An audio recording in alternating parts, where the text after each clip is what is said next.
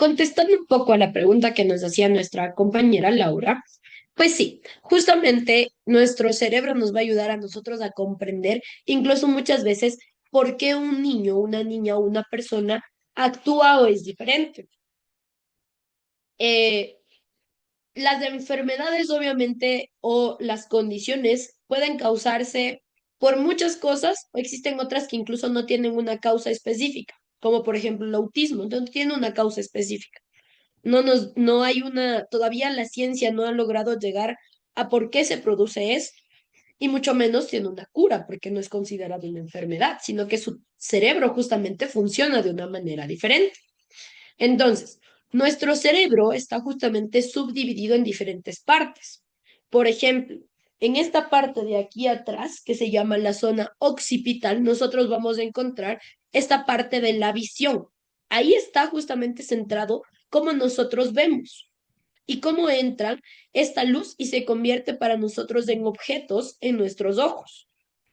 ¿Y qué es lo que pasa? Una persona que no tiene, bueno, hay diferentes casos. Una persona que nació sin visión, obviamente hubo una afección desde el inicio. Pasa que a veces una persona tuvo un accidente, ¿verdad? Y a los ojos no les pasó nada, pero se quedó ciega.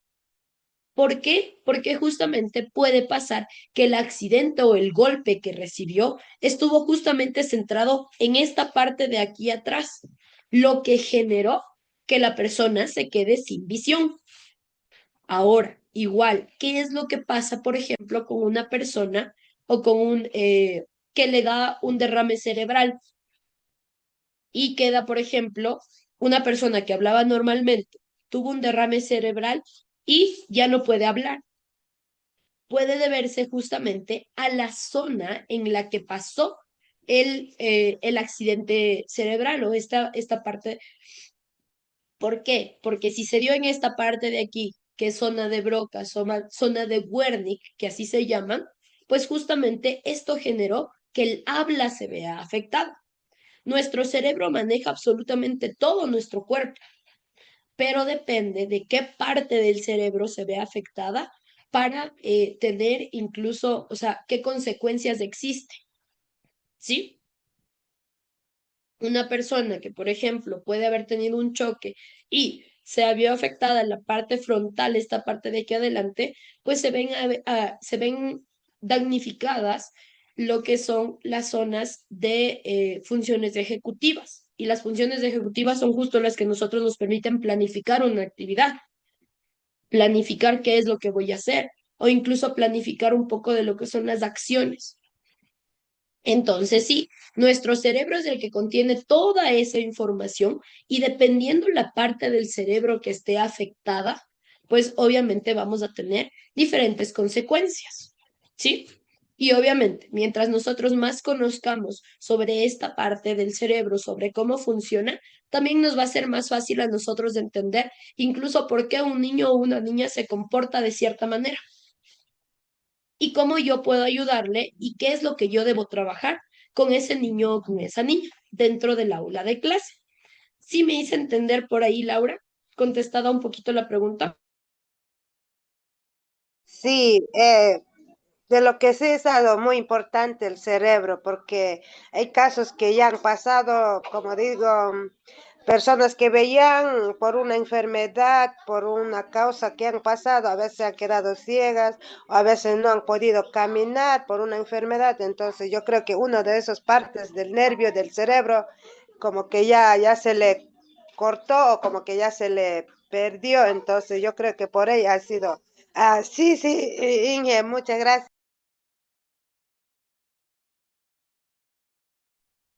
Sí, justamente eso les digo.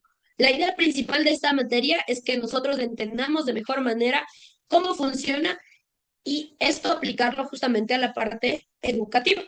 Entonces, bueno, aquí como ustedes pueden ver, miren, esta es una página que me permite darle un poquito la vuelta. Entonces, nosotros vamos a poder ver aquí la vaina de mielina. Esta vaina de mielina funciona justo como ese canal aislante que va a ir llevando la información. Va a llevar a los axones y obviamente tiene el cuerpo de la célula nerviosa que se llama soma. los axones y estas neuronas van a hacer una función muy importante. Y a esto nosotros le llamamos sinapsis. ¿Cómo se llama entonces esto? Sinapsis.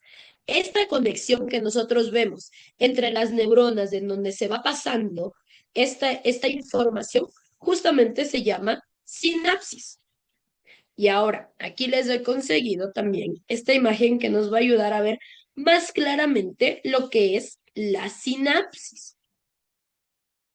Esto es una fotografía, por decir, más de cerca de cómo están interconectadas las neuronas, o sea, ya cuando están a punto de pasar la información. Este también es un proceso químico, ¿ok?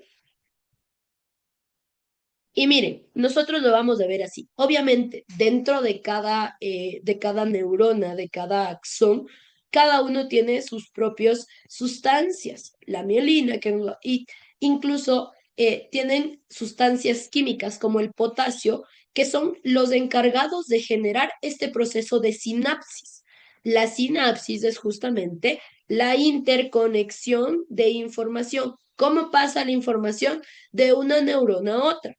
A pesar de que están conectadas, no es que se enredan. Si usted puede ver en esta parte de aquí, nosotros vamos a ver que existe una separación entre cada una de ellas y esa información va como saltando de un lado a otro, ¿ok?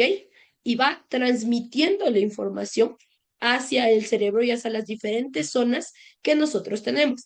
Este es el proceso más importante que existe en nuestro cerebro, la sinapsis. Sin sinapsis, nosotros no vamos a poder recibir o receptar información. ¿Ok?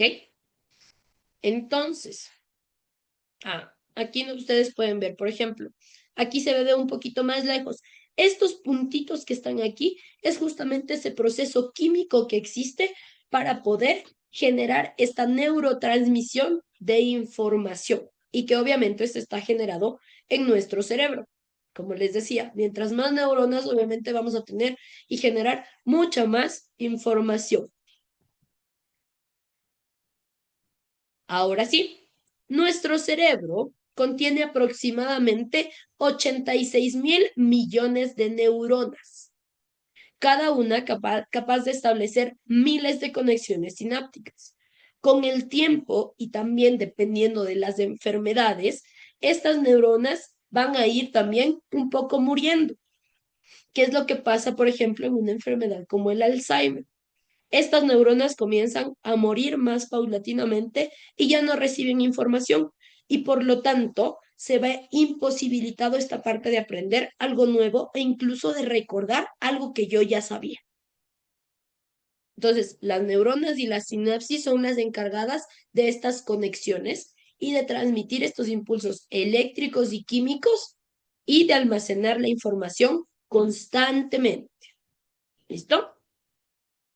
Esa es la estructura básica y el funcionamiento del cerebro. En todo nuestro cerebro están las neuronas y en todo nuestro cerebro se genera esta parte de lo que es la sinapsis. Ahora sí, si bien es cierto, nuestro cerebro, otro de los mitos que nosotros tenemos es que mientras más grandes ya no podemos aprender, ¿verdad? ¿Alguien les ha dicho eso? Que mientras más grandes y más viejitos ya no se aprende. Mm. Sí, ¿verdad? Eso es algo que nos dicen mucho. Ahora, ¿qué es lo que pasa? Nuestro cerebro tiene algo que se llama plasticidad cerebral. Y esta plasticidad del cerebro es justamente esta capacidad que tiene el cerebro para reorganizarse y para formar nuevas conexiones y para adaptarse a lo largo de toda la vida. Si bien es cierto, existen etapas en las que nosotros aprendemos mucho más y más rápido, eso no significa que si nosotros, por ejemplo, ya terminamos el colegio, llegamos a los 18 años, ya no vamos a aprender nada. Ya nada nuevo no vamos a aprender. Eso no es así. Nuestro cerebro tiene esta plasticidad que justamente está relacionado con esto de la plastilina, ¿no es cierto? Plasticidad suena a plastilina. ¿Y qué pasa con la plastilina? Nosotros podemos moldearla, darle forma. El cerebro también se va moldeando, pero esto va a depender también de los estímulos que reciba. Hace muchos años hacían pruebas con animales y les cortaban partes del cerebro para saber qué parte del cerebro era la que funcionaba para cada cosa. Y resulta que a algunos les cortaban esta parte de la movilidad, pero con los estímulos que recibían, aprendían y volvían a caminar. Pero ¿por qué se da eso? Justamente porque recibieron todos los estímulos que son adecuados, fortalecieron las conexiones que existían y lograron que otra parte del cerebro aprenda lo que la parte del cerebro que ya no está haga. Así de plástico, así de, eh, de maleable es nuestro cerebro. Pero esto va a depender de los estímulos que nosotros podamos hacer y de los estímulos que nosotros incluso podamos dar. En un video que me salió justamente esta semana, yo veía de una mamá que decía, los doctores me dijeron que mi hija tiene parálisis y que nunca va a caminar, pero yo soy una mamá que no cree eso. ¿Y qué hizo la mamá? Le dio tanta estimulación que la niña ahora, o el niño, ya estaba caminando hasta en una caminadora y todos los días fortalecía eso. Su cerebro, a pesar de que una parte sí está apagada, esa sí es una realidad, otra parte del cerebro aprendió esas funciones y logró realizar las conexiones necesarias para poder realizar esas actividades que ese cerebro que se apagó, esa partecita del cerebro que se apagó, ya no podía hacer. Entonces, el cerebro sí se transforma, el cerebro nos permite aprender, el cerebro sigue generando interconexiones. Incluso en alguna clase nosotros veíamos que la lectura, por ejemplo, se crea su propio camino. Nuestro cerebro no está predispuesto para leer, pero mientras nosotros hacemos práctica, mientras nosotros vamos generando los códigos, nuestro cerebro se va haciendo camino y forma esas conexiones para poder leer. Entonces nuestro cerebro sí se transforma. Y esto se da a través del fortalecimiento de las conexiones usadas con frecuencia. Mientras nosotros más repetimos algo, más automático se vuelve, ¿verdad? Un niño que está empezando a leer empieza de a poquito. Ma.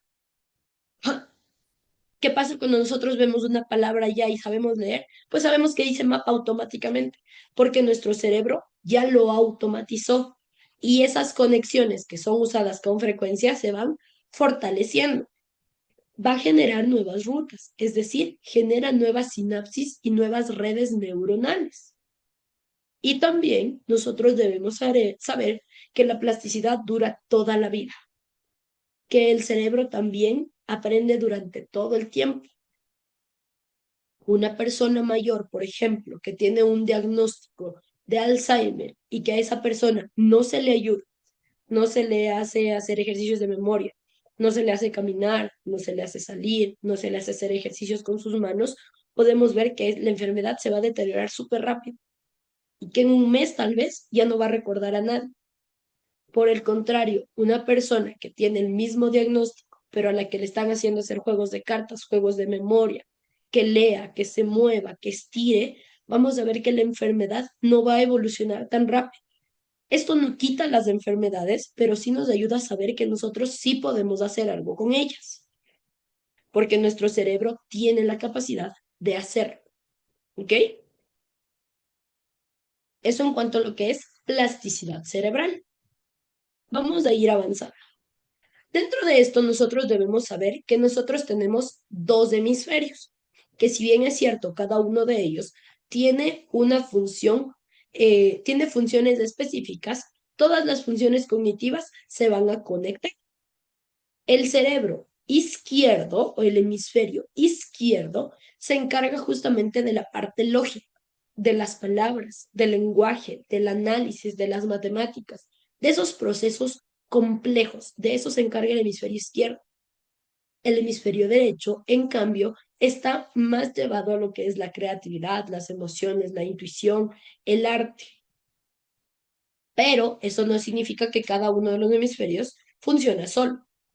En la mitad nosotros tenemos una estructura que se llama el cuerpo calloso, que está justamente aquí. Y en esta imagen, que es un poquito más ilustrativa, ustedes van a ver que esas conexiones van de un lado para el otro. todas las funciones se interconectan. Sí, cada hemisferio tiene funciones predominantes, pero trabajan juntos en todas las tareas cognitivas. ¿Sí? El cuerpo calloso está conectando ambos lados y integra la información.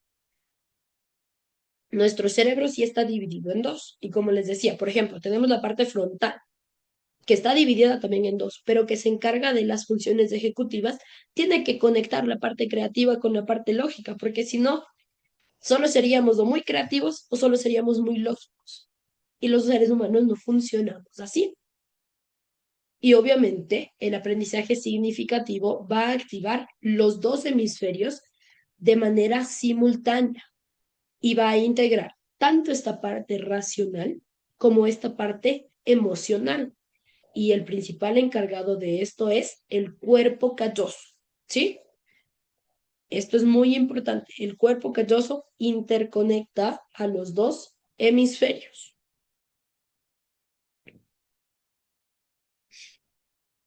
Ahora, nosotros dentro de la educación tenemos lo que son algunos procesos cognitivos que son esenciales para poder aprender.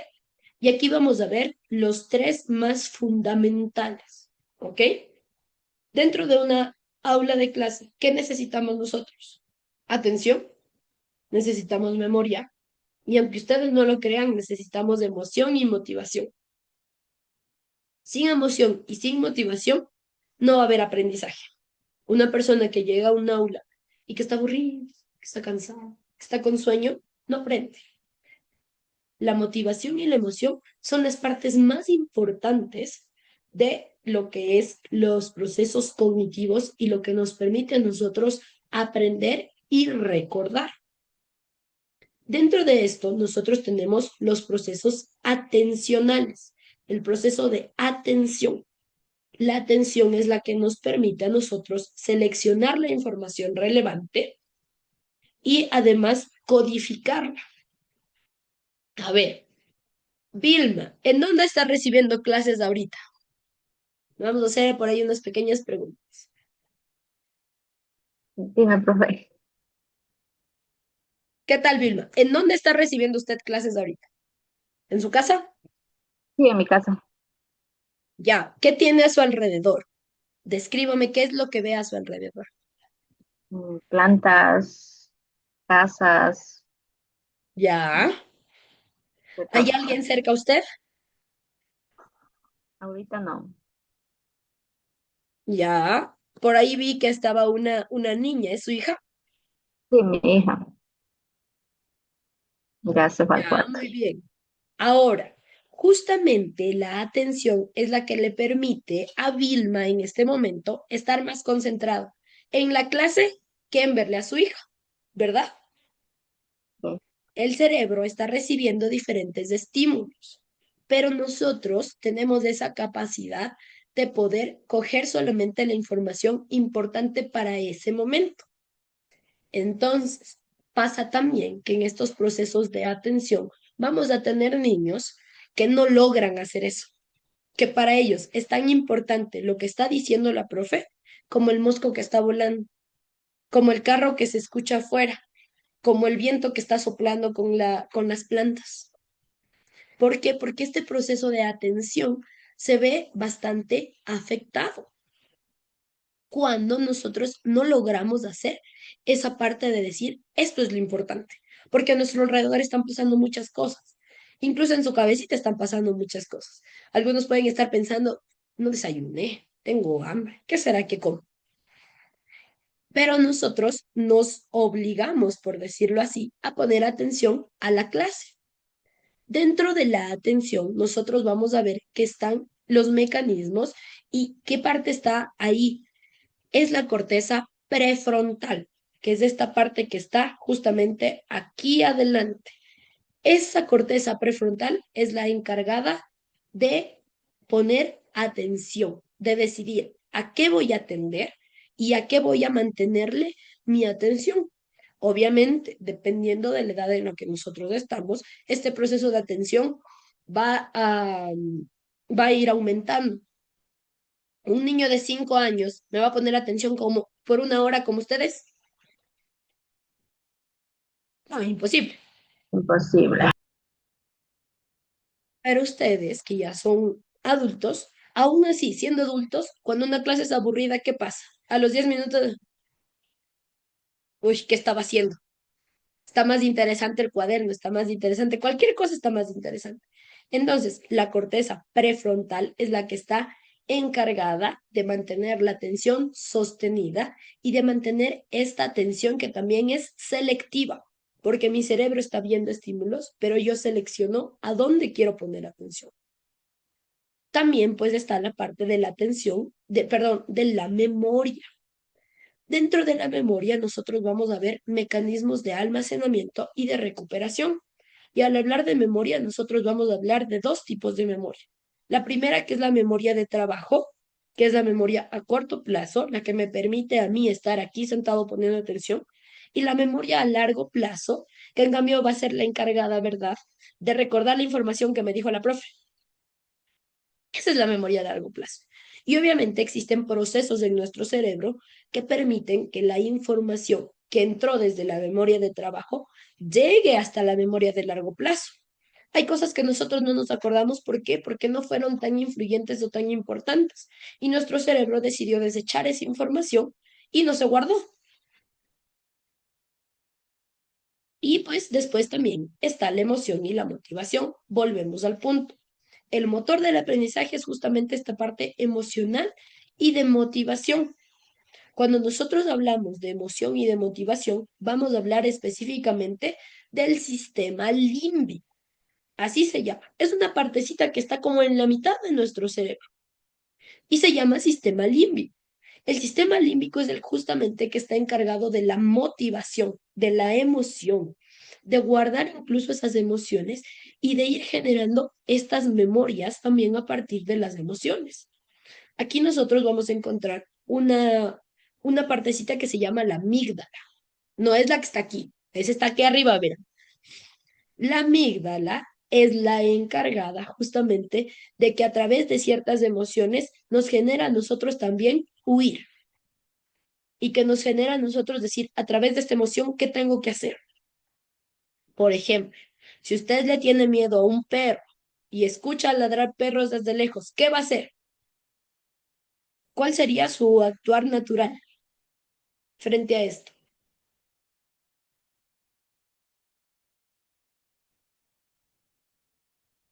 Salir corriendo, ¿no es cierto? Porque nuestra memoria ya asocia solamente, ni siquiera tengo que verle al perro, tengo que escuchar el ladrido y patitas, ¿para qué las quiero? Salgo corriendo. Porque nuestro cerebro va almacenando toda esa información. Así también los niños van almacenando esta información y esta motivación. Si un niño tiene un profesor que dice, ay, me toca inglés, Dios mío, no quiero entrar, no quiero, qué aburrido, no quiero ir, ¿qué va a pasar? Su cerebro no se va a concentrar y obviamente no va a aprender. Pero si usted tiene un profesor motivado que hace, entonces quiero entrar, quiero aprender, quiero estar motivado. Y obviamente dentro de esta motivación, la motivación y la emoción van a potenciar que yo retenga más información y va a potenciar que yo tenga el compromiso de entrar todos los sábados a clases. Así funciona eso. Ahora, la atención y la memoria van muy de la mano. Están conectadas la atención y la memoria. Porque sin atención yo no puedo aprender algo, ¿sí? La atención es la que me permite a mí seleccionar cuál es la información que yo necesito tener en este momento y la memoria es en cambio la que me ayuda a que esa parte, eso que a lo que yo le estoy poniendo atención, llegue a ser y llegue a la memoria de largo plazo. Van juntitas de la mano. El cerebro va a recibir millones de estímulos, ¿sí? Pero solo va a procesar aquellos a los que está prestando la atención conscientemente. Volvemos al punto. Nuestra compañera Vilma está en su casa, ¿verdad? Está recibiendo clases de ahí. Pero alrededor está la hija, pero afuera están los vecinos. Pero por ahí puede ser que haya un perro ladrando, una araña que estaba cruzándose por el techo. Pero la atención de Vilma en este momento está centrada en la clase. Su filtro selectivo está en este momento concentrado en lo que nosotros estamos haciendo, en prestar atención conscientemente. Ya que esta atención consciente está ahí, y como les decía, esta corteza prefrontal, esta parte de aquí adelante, que es la corteza prefrontal, está concentrada, está prestando atención, entonces vamos a pasar a los sistemas de memoria. Nosotros tenemos tres sistemas de memoria que funcionan, ¿ok? El primero que es la memoria sensorial, el segundo que es la memoria de trabajo y el tercero que es la memoria a largo plazo, ¿ok? Estos son los sistemas de memoria que nosotros tenemos. Estos sistemas de memoria justamente son los que van a ir manipulando y obteniendo información de los estímulos que yo recibo, pero generando una memoria. ¿Qué es la memoria? A ver, ¿quién me dice qué es la memoria?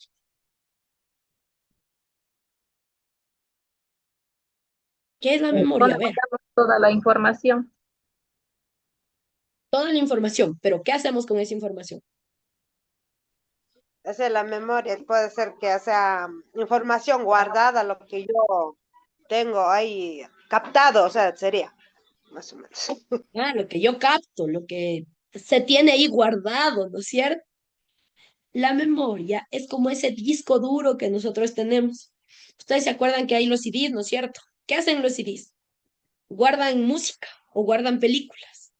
Así funciona también nuestro cerebro. Se comienzan a ir guardando ciertas cosas.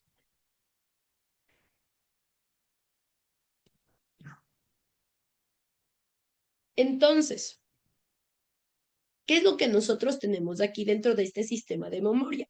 La memoria sensorial es aquella que retiene información por fracciones de segundo. Y al hablar nosotros de memoria sensorial, vamos a hablar de esta memoria que está involucrada también con los sentidos, ¿sí?